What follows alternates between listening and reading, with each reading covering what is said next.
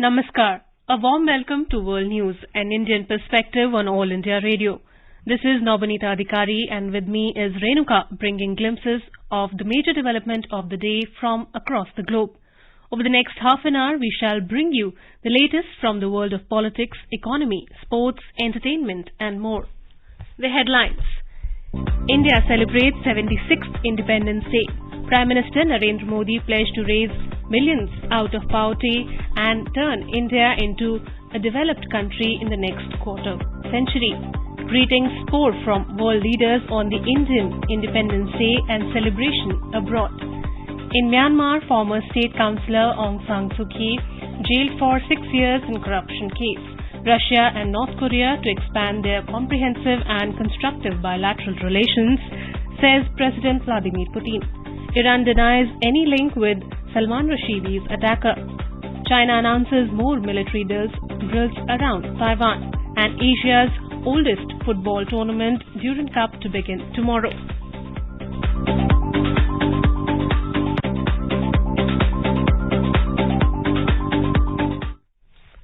Prime Minister Narendra Modi pledged to raise millions out of poverty and turn India into a developed country in the next quarter century as he marked 75 years since independence from British rule. Wearing a flowing cream-coloured turban printed with small stripes of orange, white and green, the colours of the country's flag, Modi addressed the country Monday from New Delhi's 17th century Mughal-era Red Fort, saying the world was looking towards India to help resolve global issues. Modi said the journey of the past 75 years had seen ups and downs with India battling against all odds with resilience and perseverance. He asked people to remove any trace of colonial mindset. इस मिट्टी में वो सामर्थ्य है जो शासकों से भी परे सामर्थ्य का एक अंतर प्रभाव लेकर के जीता रहा है, सदियों तक जीता रहा और उसी का परिणाम है हमने क्या कुछ नहीं झेला। कभी अन्न का संकट झेला, कभी युद्ध के शिकार हो गए, आतंकवाद ने डगर डगर चुनौतियां पैदा की, निर्दोष नागरिकों को मौत के घाट उतार दिया गया, छद्म युद्ध चलते रहे, प्राकृतिक आपदाएं आती रही, सफलता विफलता आशा निराशा न जाने कितने पड़ाव आए हैं, लेकिन इन पड़ाव के बीच भी भारत आगे बढ़ता रहा. Mr. Modi said India will be guided by the ideals of self-resilience and the spirit of international partnership to attain excellence in science and technology, establish industries and attain food and energy security. He said billions of dollars in investment were flowing into the country, turning it into a manufacturing hub. India's efforts have already launched the country of 1.4 billion people into the ranks of leading countries in information technology, pharmaceuticals, space science and civil nuclear energy. हम बार बार लाल बहादुर शास्त्री जी को याद करते हैं. जय जवान जय किसान का उनका मंत्र आज भी देश के लिए प्रेरणा है. बाद में अटल बिहारी वाजपेयी जी ने जय विज्ञान कह करके उसमें एक कड़ी जोड़ दी थी और देश ने उसको प्राथमिकता दी. लेकिन अब अमृत काल के लिए एक और अनिवार्यता है और वो है जय अनुसंधान. जय जवान जय किसान जय विज्ञान जय अनुसंधान, इनोवेशन. और मुझे मेरे देश की युवा पीढ़ी में भरोसा है, इनोवेशन की ताकत देखिए. आज हमारा यूपीआई भीम, हमारा डिजिटल पेमेंट, फिनटेक की दुनिया में हमारा स्थान, आज विश्व में रियल टाइम 40% अगर डिजिटल फाइनेंशियल का ट्रांजैक्शन होता है तो मेरे देश में हो रहा है. हिंदुस्तान ने ये करके दिखाया. Mr. Modi said millions of people across the country were commemorating the 75th anniversary of independence by hoisting national flags at their homes and businesses for 3 days as part of a government campaign of awakening the spirit of patriotism in every heart. India's parliament, the presidential palace, national monuments and other government offices blazed with multicolored lighting. More than 5 crore Tiranga selfies have been uploaded on the Har Ghar Tiranga website. Union government had recently announced the Har Ghar Tiranga campaign and asked people to exhibit the Tiranga at their homes to mark the country's 75th Independence Day. Prime Minister Narendra Modi had given a call on 22nd of last month to join the Har Ghar Tiranga's movement by hosting or displaying the national flag at homes. US President Joe Biden in a statement celebrating Indian Independence Day, said the two countries are indispensable partners grounded in a shared commitment to the rule of law and the promotion of human freedom and dignity. Biden said he was confident that the two countries will continue to stand together to defend the rules-based order, foster great peace, prosperity and security for our people, advance a free and open Indo-Pacific, and together address the challenges we face around the world. India and the United States have been expanding their security partnership, underscoring their mutual concerns over China's growing influence in the region. They are both part of the regional Quad alliance that also includes Japan and Australia and focuses on China's growing economic and military strength. China has called the Quad an attempt to contain its ambitions. In today's Hotspot section, we have a conversation on Azadi Ka Amrit Mahotsav series special, India's Independence Day celebrations abroad. Prime Minister Narendra Modi had launched the Azadi Ka Amrit Mahotsav on March 12, 2021 to celebrate and commemorate 75 years of independence that started a 75-week countdown to the anniversary of our independence. India is celebrating its 76th Independence Day today on August the 15th, 2022 and marking its 75 years of freedom. Prime Minister Narendra Modi, while addressing the nation for the 9th time from the ramparts of the Red Fort on the occasion of Independence Day, urged the youth to dedicate the next 25 years of their lives for the development of the nation and highlighted 5 resolves to accomplish the same. Beginning his speech at the historic Red Fort in central Delhi, Prime Minister Modi stated that it is a historic day for India as it takes a new path, new pledge, with renewed strength. We have to work with the vision of accomplishing what our freedom fighters dreamt of. He further said, by 100 years of independence, for the next 25 years, we need to focus on 5 resolves. 1. Viksit Bharat, that is, a developed India. Number 2. Removing every ounce of ghulami or slavery in us. Number 3. Work on the pride for our glorious heritage. Number 4. Ensuring unity amongst all. And number 5. Fulfilling our fundamental duties. The world leaders and individuals from across the world came forward to congratulate India on the occasion of its 76th Independence Day. Microsoft co-founder Bill Gates congratulated Prime Minister Narendra Modi for prioritizing healthcare and digital transformation while spearheading India's development. He called India's progress inspiring. Rajachari, an Indian-American astronaut from NASA, also greeted India from International Space Station to celebrate the 76th Independence Day. He said, on Indian Independence Eve, I'm reminded of Indian diaspora that I could see from Space Station where my immigrant father's hometown of Hyderabad shines bright. Meanwhile, Singapore High Commission also wished India on the occasion of 76th Independence Day. Indians across the world today enthusiastically celebrated the 75th anniversary of India's independence by hoisting the tricolour and singing the national anthem and patriotic songs at the country's missions. India's ambassador to China, Pradeep Kumar Rawat, hoisted the tricolour at the Indian Embassy. A large number of Beijing-based Indian diaspora attended the colourful event. After the flag hoisting, Rawat read out President Draupadi Murmu's address to the nation. Later, members of the Indian diaspora presented cultural programs. In the southern Chinese city of Guangzhou, Indian Consulate General Shambhu Haki, who is also a musician by passion, released his latest song, Sabse Pyara Desh Mera, a musical tribute to India on its 76th Independence Day. Russian President Vladimir Putin extends his warmest congratulations on the occasion of the 75th anniversary of India's independence. In a letter addressed to Prime Minister Narendra Modi, Putin wrote, Russian-Indian relations are developing in the spirit of the special and privileged strategic partnership. By joint efforts, we will ensure the further development of the whole range of productive interstate ties for the benefit of our friendly people in the interest of strengthening security and stability at the regional and global level. In Singapore, a 16-member band from the patrol vessel INS Suryu played patriotic songs at the Indian High Commission in the country as part of the Indian Navy's initiative to celebrate Azadi Ka Amrit Mahotsav across 6 continents. INS Suryu, with a crew of 160 The High Commission said on Monday that INS Saryu, with a crew of 160, is on a visit to Singapore to hoist the Tiranga. More than 800 Indians joined High Commissioner P. Kumaran in celebrating National Day at the Grange Road High Commission complex. Students from Indian schools danced to the tunes of patriotic songs.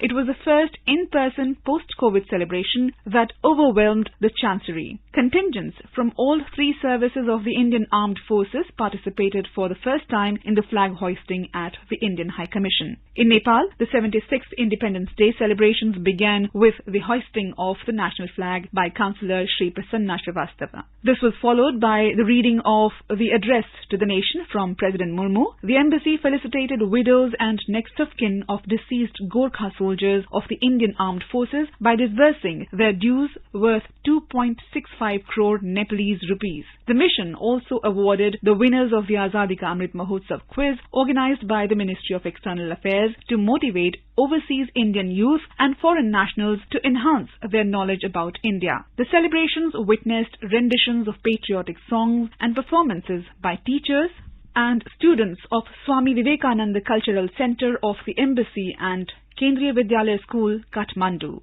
In Herzliya, Tel Aviv, India's ambassador to Israel, Sanjeev Singla, unfurled the tricolour to celebrate 75th Independence Day in the presence of about 300 people from the Indian community, emphasizing on efforts to deepen the strategic relationship between the two nations. People from the Indian Jewish community, Indian students and NRIs turned up from all over Israel to celebrate Independence Day despite it being a working day. After reading out the message of President Murmu, the Indian envoy in his address to the Indian community said that with your help, we continue to deepen our strategic relationship with Israel. In the U.S. city of Boston, a 220-feet U.S.-India flag flying high in the sky attracted everyone's attention during the first ever India Day parade to mark the 75th anniversary of the country's independence. Indian and Japanese officials sang as well as performed the Indian national anthem on the occasion of India's 75th anniversary of independence in the Japanese embassy in Delhi on Monday. The Japanese embassy shared the video of the joint performance where two groups of Japanese and Indian officials sang as well as delivered a rendition of the national anthem through Indian, Japanese and Western music instruments. The Japanese officials also rendered a version of the Indian national anthem through a musical instrument named sanshin. The Independence Day celebrations were held across Japan, South Korea, Singapore and other East Asian countries with whom India shares cordial relations. Meanwhile, in Singapore, the national flag was unfurled by the Indian Navy aboard the INS Saryu at the Changi Naval Base. Several South Korean cabinet and deputy cabinet ministers wished Indians living in South Korea on the occasion of the Independence Day. A cricket tournament was also organized in Incheon, South Korea, to celebrate Independence Day. Several other musical renditions of the Indian national anthem went viral on Independence Day. Grammy winner Ricky Kedge delivered a rendition of the national anthem with refugees who have taken shelter in India. Several Afghan and Myanmarese refugees along with a Cameroonian and Sri Lanka refugee sang the national anthem and also released the video which garnered over 330,000 views on Twitter. The 76th Independence Day of India was celebrated by the High Commission of India in Bangladesh on Monday, August 15. A large number of Indian community members took part in the celebrations at the Chancery building in Dhaka. High Commissioner Vikram Doraiswamy unfurled the national flag on the occasion. It was followed by the reading of the message by President Draupadi Murmu delivered on the eve of the Independence Day on the 14th of August. The Assistant High Commissions, AHC of India in Sylhet, Khulna, Chattogram and Rajshahi also celebrated the Independence Day. In Khulna, the Assistant High Commissioner Inderjeet Sagar hoisted the tricolour, which was followed by a cultural program. The Indian community turned out in record numbers to join the celebrations. Reshma Tiwari for World News.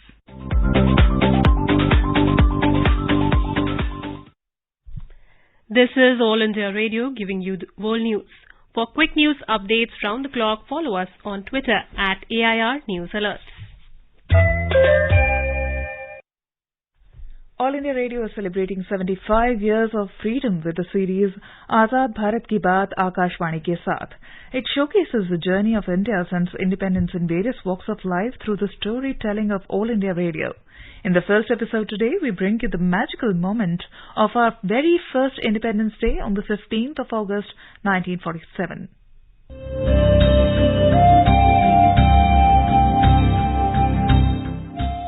Azad Bharat Ki Baat Akashvani ke Saath, reliving the journey of India since independence over the last 75 years with All India Radio.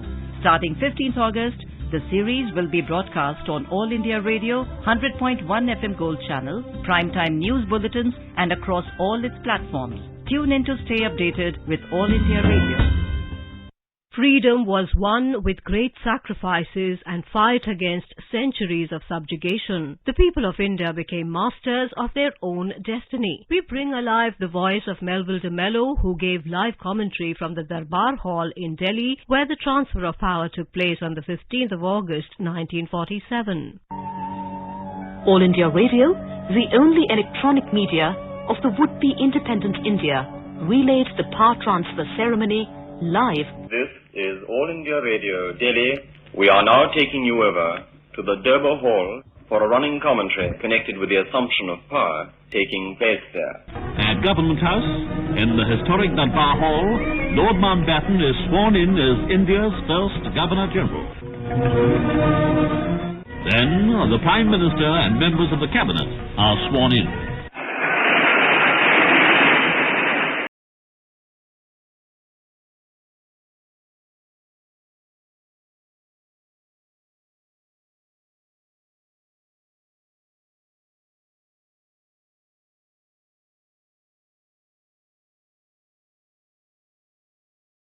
India will awake to life and freedom.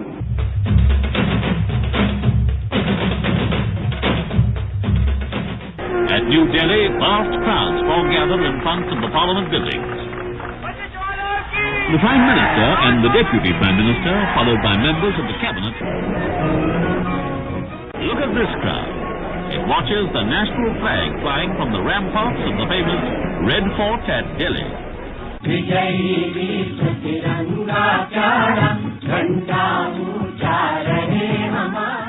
mood was electric and celebrations of freedom at midnight was carried live from Delhi, Mumbai, Chennai and Kolkata. In Bombay, the day celebrations commence at Gwalior Tank Maidan. It is the same story everywhere. Vast and jubilant crowd. Renowned classical singer Pandit Omkar Nath Thakur sang the patriotic song Vande Mataram of Bankim Chandra Chatterjee live from All India Radio's Mumbai studio to mark our independence.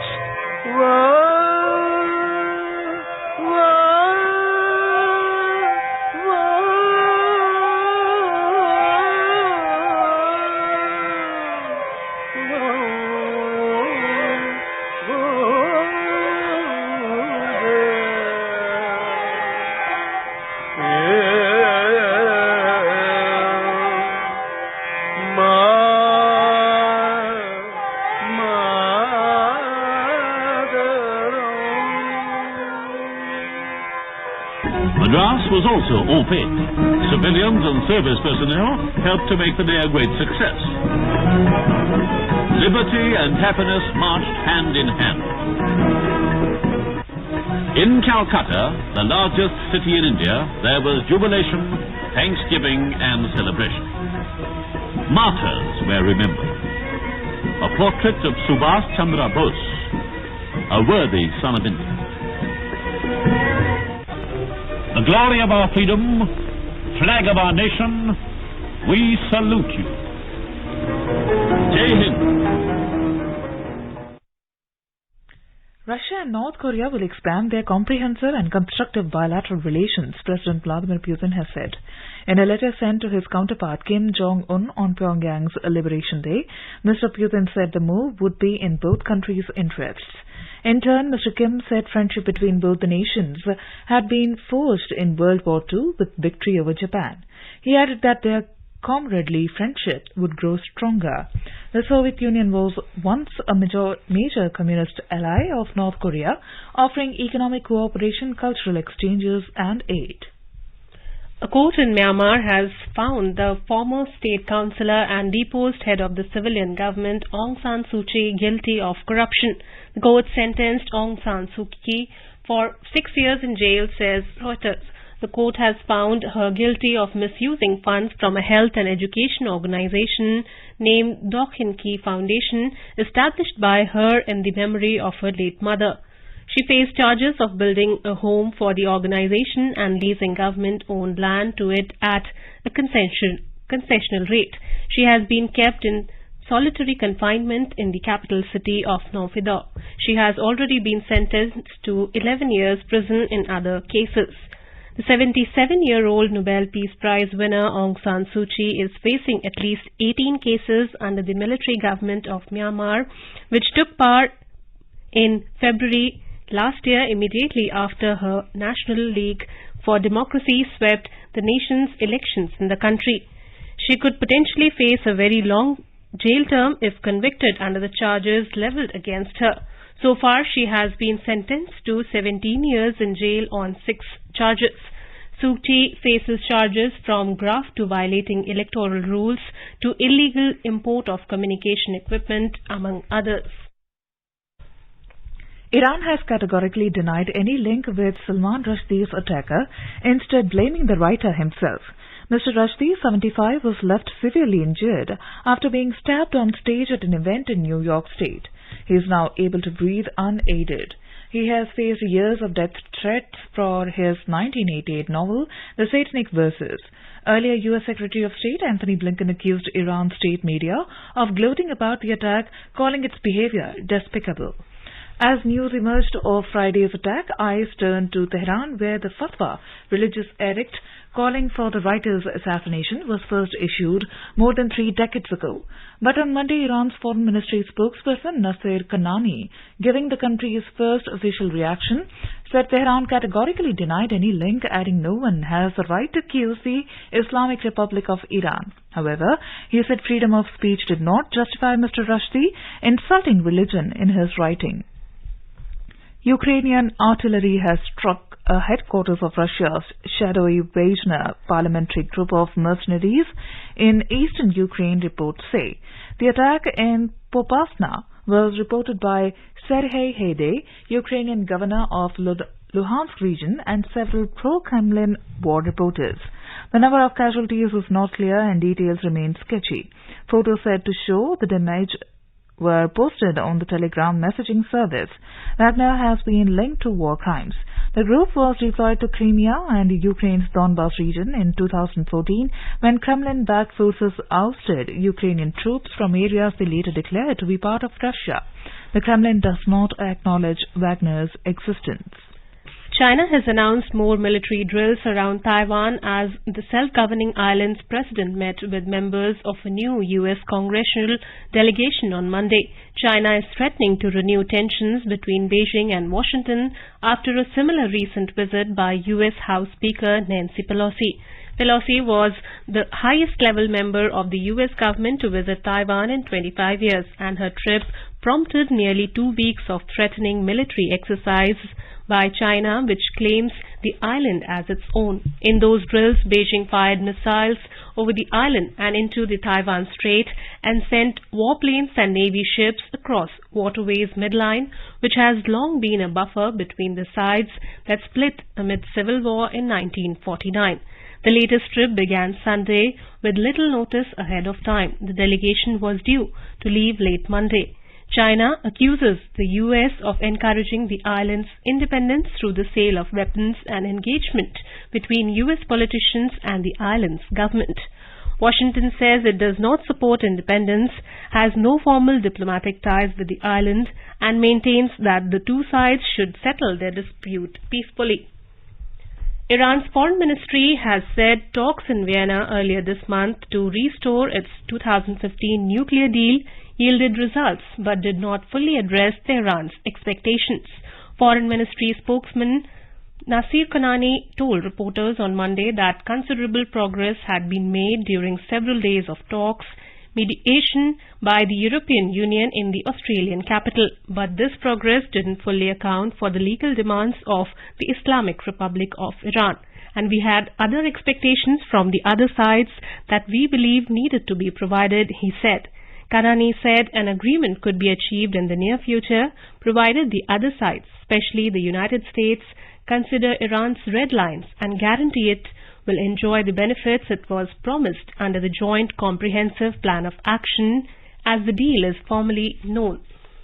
Government officials in Ecuador have blamed a deadly explosion in the port city of Guayaquil on organized crime. At least 5 people were killed and 26 more injured in the blast on Sunday. Ecuador's Interior Minister said it was a declaration of war by criminal gangs against the government. The Andean country, which is used as a cocaine smuggling route from neighboring Peru and Colombia, has seen a sharp rise in murders and gang-related crime recently. A state of emergency has been declared in Guayaquil, Ecuador's most populous city and an important trade hub. It is the 4th emergency to be declared in Ecuador since October because of gang violence. 8 houses and 2 cars were destroyed in the early morning blast, according to the National Risk and Emergency Management Service. Pictures from the scene show the front of houses ripped off and cars smeared in blood with their windows blown in. A 63-year-old man has been charged with firearm offences after firing shots inside Australia's Canberra airport on Sunday afternoon. Police said the man from New South Wales sat on seats in a check-in area before shooting a number of times into the building's windows. No one was injured in the incident, which sent passengers running in fear. Gun violence is rare in Australia, which has some of the toughest firearms laws in the world. The suspect was quickly detained and a gun recovered. However, police say his motives are still clear. The capital's airport was evacuated as a precaution and several flights were cancelled or rescheduled. To commemorate India's 75th anniversary of independence, Prime Minister Narendra Modi hoisted the national flag at the Red Fort's ramparts today. Is the national flag unfurled or hoisted on Independence Day? Here is a desk report to clarify a big distinction between the two. The placement of the flag varies between unfurling and hoisting. The flag is tied and rests at the base of the pole until it is time to be hoisted. With the intention of honoring the historical event of the day, the nation's Prime Minister hoists the flag on Independence Day. On the other hand, the tricolour remains closed and tied up at the top of the pole when it is supposed to be unfurled on Republic Day, the 26th of January. Instead of bringing it up as on Independence Day, the President of India unfurls it. The distinction between the two ceremonies is that India was already an independent nation when it became a republic. History says on the first Independence Day there was no president. Lord Mountbatten was still the Governor-General of India, the position that was equivalent to the president, and preceded it before the office was abolished. Obviously, the colonizer would not hoist the flag of a newly independent nation, and the job therefore fell to the one person who it was agreed would be the representative of the people of India, the Prime Minister. Before January 26, 1950, the Prime Minister used to be the head of state. So, Pandit Jawaharlal Nehru was the designated person to send the tricolour up the flagpole on Independence Day. India's first president, Dr. Rajendra Prasad, only took office the day the constitution came into effect and unfurled the national flag for the first time in 1950. News Desk, AIR News. 131st edition of Asia's oldest football tournament, Durand Cup, will begin from tomorrow. The tournament will feature 20 teams, all divided into 4 groups of 5 teams each. A look at the headlines once again. India celebrates 76th Independence Day. Prime Minister Narendra Modi pledged to raise millions out of poverty and turn India into a developed country in the next quarter century. Greetings pour from world leaders on the Indian Independence Day and celebration abroad. In Myanmar, former State Councillor Aung San Suu Kyi jailed for 6 years in corruption case. Russia and North Korea to expand their comprehensive and constructive bilateral relations, says President Vladimir Putin. Iran denies any link with Salman Rushdie's attacker, and Asia's oldest football tournament, Durand Cup, to begin tomorrow. And now, before we end, let us listen to Mahatma Gandhi's favorite bhajan, Vaishnav Jan, by artists from Maldives. वैष्णव जन तो तेने कहिए जे पीड़ पराई जाने रे पर दुखे उपकार करे तो ये मन. And with that, we end this bulletin. We'll be back at the same time tomorrow with the next edition of World News.